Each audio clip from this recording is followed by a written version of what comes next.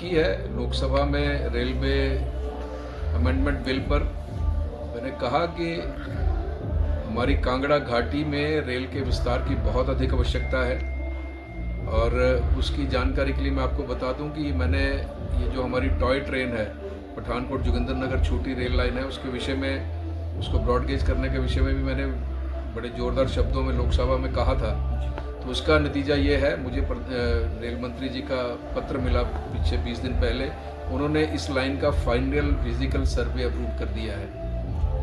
Final physical सर्वे का मतलब कि ये प्रोसेस जो है इसका ब्रॉडगेज होने का, ये उस प्रोसेस का ये पहला कदम है, जिसके लिए मैं आप सबके चैनल के माध्यम से माननीय रेल मंत्री जी का धन्यवाद भी करता हूँ। और सबसे बड़ी कोशिश जो हम लोग कर रहे हैं वो कोशिश कर रहे हैं, माननीय अनुराग ठाकुर जी ने अपने लोकसभा क्षेत्र में दौलतपुर चौक तक ब्रॉडगेज रेल लाइन पहुंचा दी है। अब बीच में केवल एक पहाड़ बचा है और मेरे लोकसभा क्षेत्र में सभी देवियां रहती हैं, वास करती हैं, और मैंने कहा लोकसभा में ये देवियों के चरणों में वंदे भारत कब पहुंचेगी। इसके लिए रेल मंत्री महोदय ने मुझे विश्वास दिलाया कि इस विषय में जरूर गंभीरता से विचार भी करेंगे।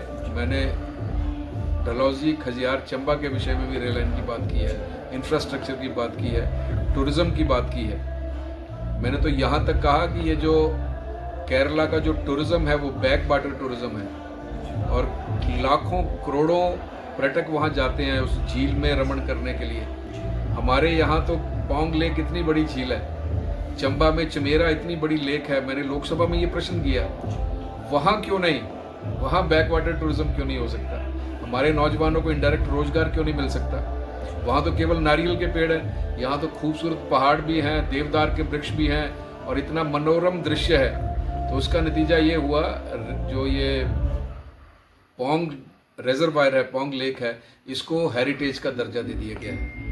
हेरिटेज का दर्जा मतलब आने वाले समय में यहाँ भी शिकारे चलेंगे, यहाँ भी क्रूज चलेंगे और यहाँ भी back water tourism, water sports होगी।